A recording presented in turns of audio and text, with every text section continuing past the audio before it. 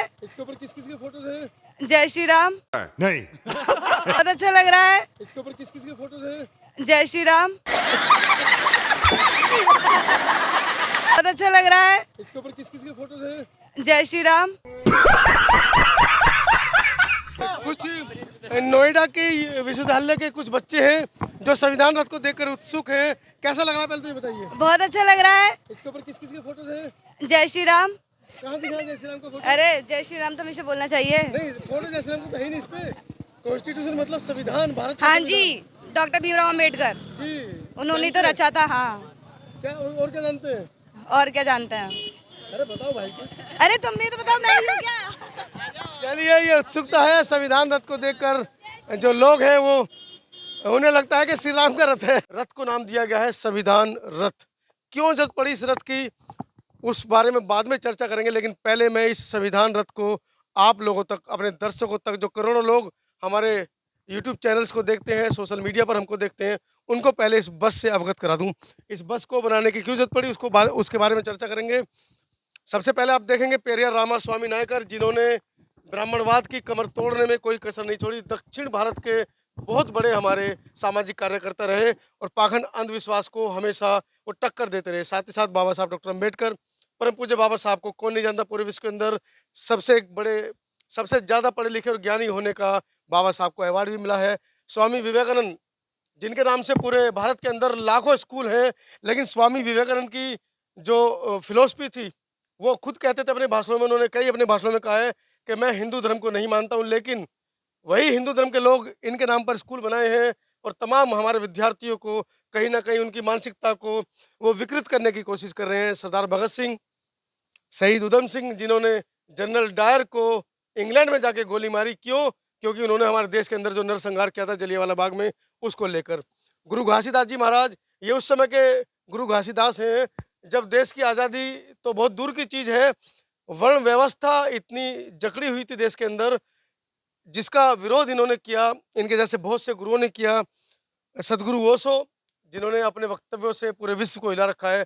आज भी जब ओशो को हम सुनते हैं तो दिमाग खुल जाता है कि ओशो ने ऐसी बातें उस समय कैसे कहीं ब्राह्मणवाद का विरोध किया।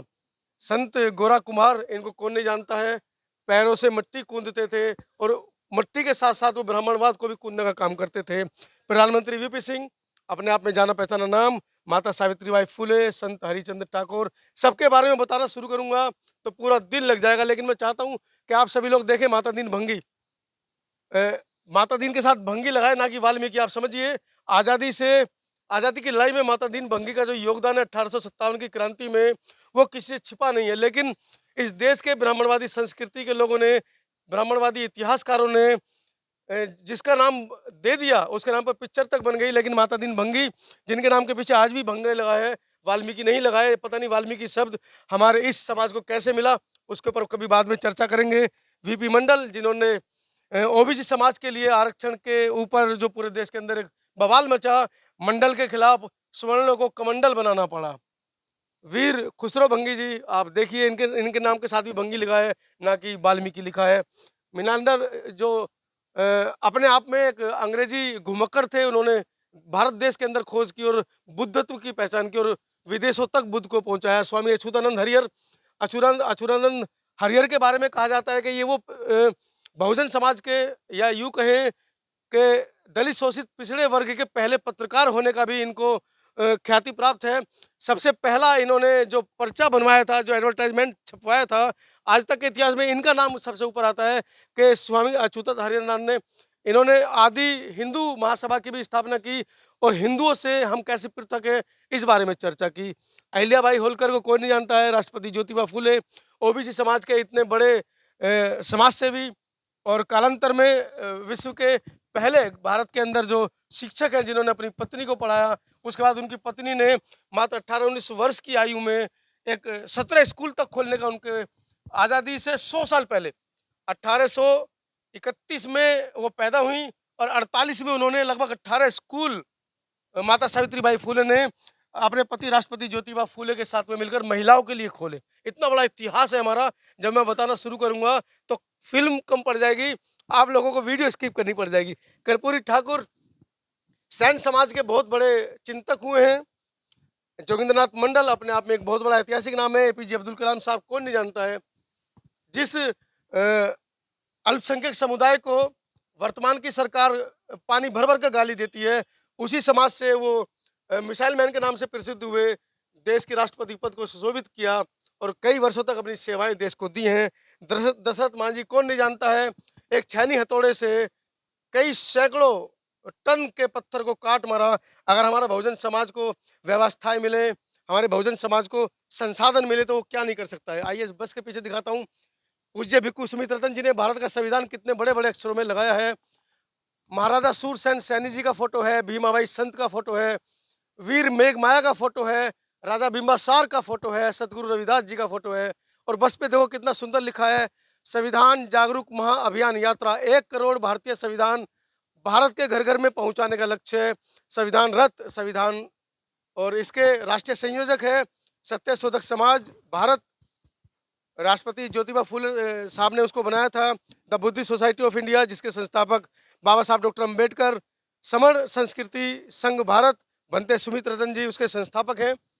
फिर इधर एक बार पुनः भारत का संविधान, ऊपर तथागत बुद्ध, सम्राट अशोक, प्रथम चक्रवर्ती सम्राट माँ पदानंद, जिनको सैन समाज का गुरु भी कहा जाता है, बाबा रामदेव पीर, सदगुरु कबीर, सम्राट हर्षवर्धन, सम्राट चंद्रगुप्त मौर्य, सम्राट कनिष्क, महाराज सुहेलदेव, उपाली नाई, सुनीत भंगी, महाराज सातन पासी, संत बसवेश्वरा लियंगात, संत सेनानाई, संत नरहरि सुनार, वीर पासी, महाराजा गुजरात निजात। नीचे भी आप देखेंगे जदगुरु प्रसाद कुशवाहा, राहुल सांस्कृत्यान बाबा साहब के मित्र रहे, रामस्वरूप वर्मा, मान्यवर काशीराम साहब। आगे देखेंगे ललित सिंह यादव, यादव समाज के इतने बड़े वो समाज सेवी रहे, लेकिन यादव समाज को उनके बारे में नहीं पता है। ये अपने आप में एक मतलब कह सकते हैं कि इतिहास को दबाने की बात की गई है। सत्यनारायण गोयनका जो वर्मा से आकर भारत में बसे और भारत के ही बनकर रह गए, इन्होंने विपස්සना के क्षेत्र में अपने आप को जिस तरीके से ढाला और पूरे विश्व को विपස්සना का ज्ञान पढ़ाया, ऐसे गोयनका जी महाराज का फोटो भी छपाए। और आप आगे से एक बार पुनः देखिए, संविधान जागरूक महाअभियान यात्रा संविधान रथ। आज 15 तारीख है, 15 सितंबर है, और आज से पूज्य भिक्खु सुमित्रतन जी इस रथ को हरी झंडी दिखाएंगे। ये रथ पूरे देश में जाएगा। 1 करोड़ संविधान पूज्य भिक्खु सुमित्रतन जी ने घर घर पहुंचाने की, जन जन तक पहुंचाने की पेशकश की है। इस रथ के माध्यम से उन्होंने आह्वान किया है, इस बारे में उनसे चर्चा करेंगे। आइए सीधे सीधे लेकर चलता हूँ पूज्य भिक्खु सुमित्रतन जी के पास। आप मेरे पीछे देख रहे हैं 1 करोड़ संविधान। संतोष थोड़ा पास से दिखाएं। भारत का संविधान सभी के हाथ में है, और 1 करोड़ संविधान जन जन तक पहुंचाने की पूज्य भिक्खु सुमित्रतन जी ने जो आह्वान किया है, उसको लेकर आज इस बस को वो हरी झंडी दिखाएंगे। तमाम साथी पहुंच रहे हैं, और धीरे धीरे, क्योंकि बारिश का मौसम है तो लोग धीरे धीरे आ रहे हैं। बनते जी के लिए एक सवाल हमारे उपासकों ने, हमारे दर्शकों ने पूछा है।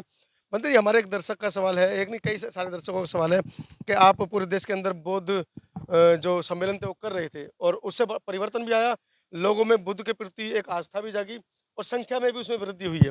तो उनका कहना था कि बनते जी को बौद्ध महासम्मेलन रथ या बुद्ध रथ बनाना चाहिए था, संविधान रथ की जरूरत क्यों पड़ी? ये सवाल था बनते जी। उनसे मैं ये कहना चाह रहा हूँ कि अगर संविधान नहीं रहेगा तो हम बौद्ध सम्मेलन नहीं कर पाएंगे। जी, संविधान है इसलिए हम बौद्ध सम्मेलन कर रहे हैं, इसलिए बौद्ध सम्मेलन से ज़्यादा महत्वपूर्ण है संविधान के प्रति जागरूकता फैलाना और संविधान के लिए यहाँ की करोड़ों आबादी को खड़ा करना। इसलिए मुझे लगा कि अभी हम 4-5 महीने बौद्ध सम्मेलन नहीं करेंगे तो कोई जी। दिक्कत नहीं है, लेकिन संविधान को आँच नहीं आनी चाहिए, उसके प्रति जागरूकता फैलानी चाहिए, इसलिए मैंने अपना मार्ग बदला है। बनते जी, कहाँ-कहाँ बस जाएगी, कुछ विस्तार से हमारे दर्शकों को भारत बताइए। के सभी जिलों में, सभी प्रदेशों में, तहसीलों में, गाँव में, चूँकि अभी 1 करोड़ संविधान घर-घर पहुँचाने का लक्ष्य रखा गया है, ये लक्ष्य आगे बढ़ाया जा सकता है। ये कार्यक्रम हमारा नहीं है, मैं अकेले कुछ भी नहीं कर सकता हूँ। ये जितने भी बुद्ध, साहू फुले, अम्बेडकर विचारधारा के लोग हैं, जो भारत में काम कर रहे हैं, सबका ये साझा प्रयास है और सब लोगों ने सामूहिक मेहनत की है, ये रथ बनाने में, और सब लोग मिलकर के इस यात्रा को जन-जन तक पहुँचाने के लिए काम कर रहे हैं।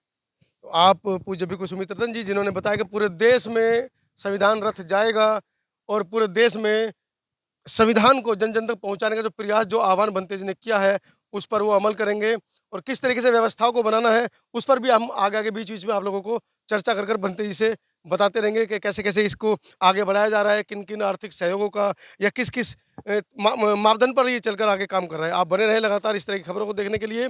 मैं हूँ अपने सहयोगी संतोष अम्बेश, आवाज़ भारत टीवी और समता आवाज़ टीवी के लिए मनोज अंतानी। धन्यवाद।